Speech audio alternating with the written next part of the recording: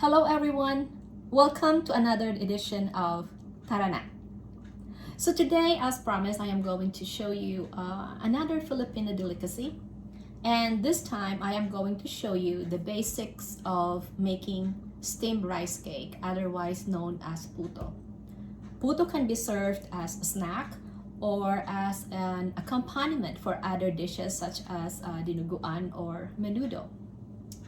And for today, I'm going to show you different ways to prepare it other than the basic. So the basic ingredients for a puto is rice flour. For this recipe, I'm going to use 4 cups of rice flour. It's easy here in the States because all you need to do is just go to any Asian store and you can find already prepared rice flour. Back home, I remember when we were making puto, you have to soak the rice overnight and then you have to grind it. It's a very tedious work. So 4 cups or 1 package 16-ounce rice flour, and then I use 1.5 cups of sugar. Let me just adjust my camera so you can see my mixing.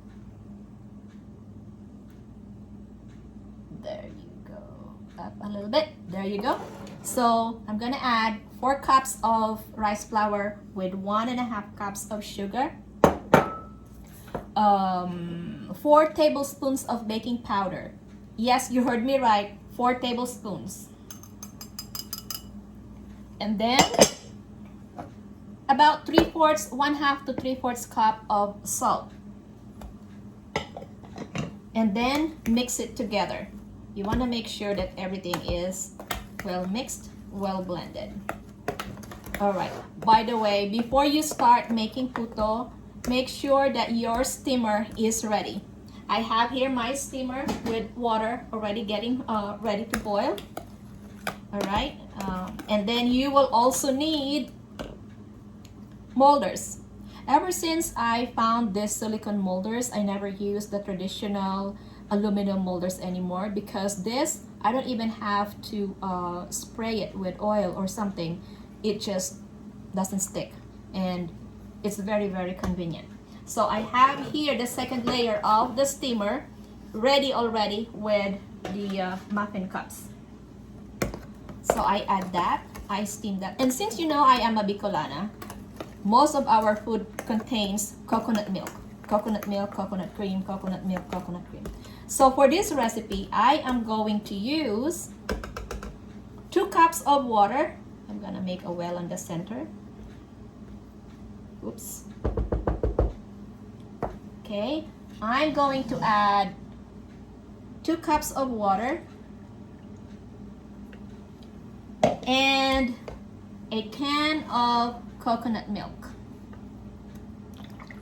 Coconut milk just makes your puto tastier, creamier, and more fluffy.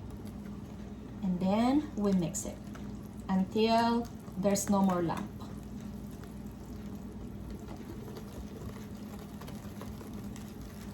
Okay, so a while ago, I already prepared one of the filling that I would like to use, which is ground pork. I cook it like asado. So if you cook chicken asado, pork asado, and if you have extra, one way to use those leftover is make some puto. And now, if you have the meat filling, you call it puto pao, right? There you go.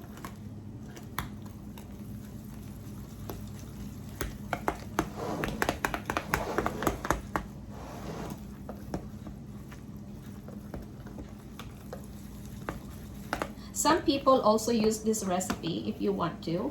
You can add, if you can save some and put some ube extract, and then you will have an ube puto, right? I should have used my other bowl. This one does not, it's just the sides doesn't. I'm gonna use to help get all the sides. There's still some flour on the side and I want to make sure that everything is really mixed.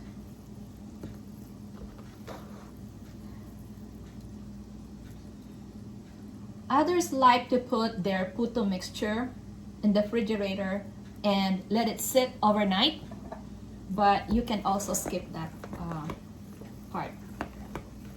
Okay, now we are ready to mold the puto. Okay, now we are ready to fill this up. I'm gonna, with using a soup ladle, I am going to have, okay, just to make sure it doesn't drop. Fill that, there you go. The one in the center, I am going to just use nothing but plain puto, okay?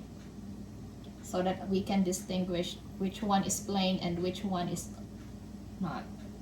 And fill it up to 3/4. I'm gonna remove some of this because this is going to overflow.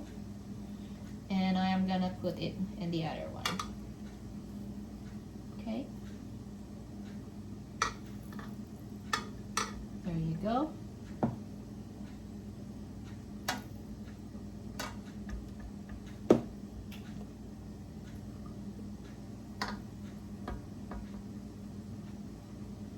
There.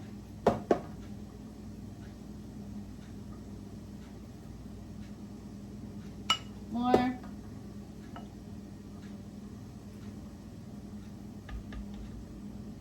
Okay. Now from there, this part right here, so we would know, oops, this one does not have enough. I'm gonna add some more.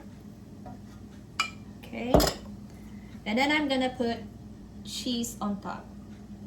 You can actually put the cheese later, but I would just like to put everything together.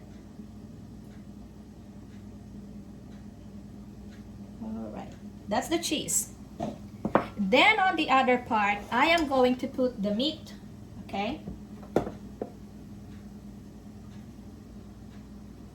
All right, I'm gonna put like half of the mixture.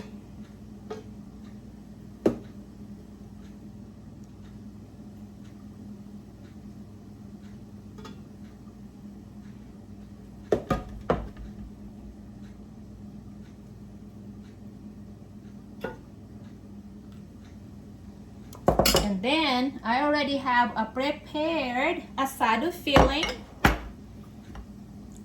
I'm gonna put some asado, probably about a spoonful of the meat, depending on how you want it. Okay.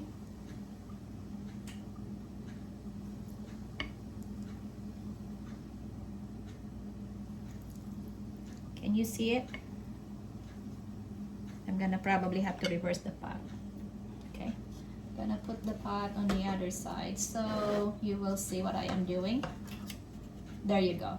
There's the meat filling. I put it, and then I'm gonna top it with the puto mixture again and cover the meat.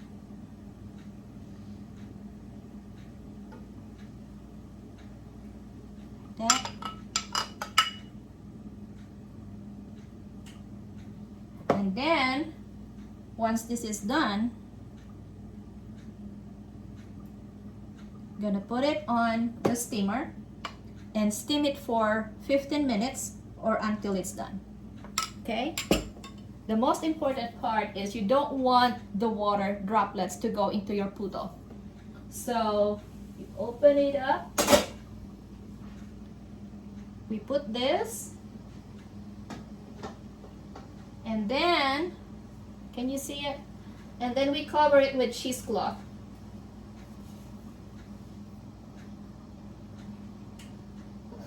And put the cover back. And we steam it for 15 minutes.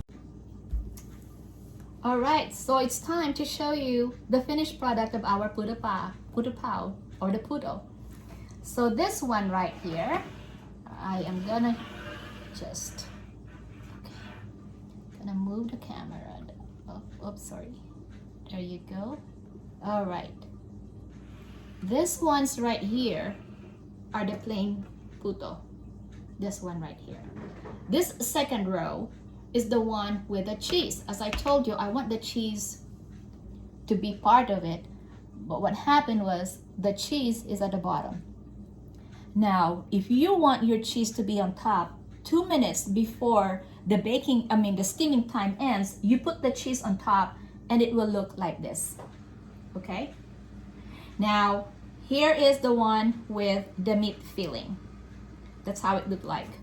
I made about 31 pieces of the puto, and it's good for a good size snack. It can be refrigerated, it can stay in the refrigerator up to 3 days. And that's why I want the meat inside so that it doesn't dry up. And I want the cheese at the bottom so that the cheese don't dry up. If it is like this, tomorrow this cheese is gonna be already hard. And I don't like that. Okay, so I will see you again in the next issue of Tara Na.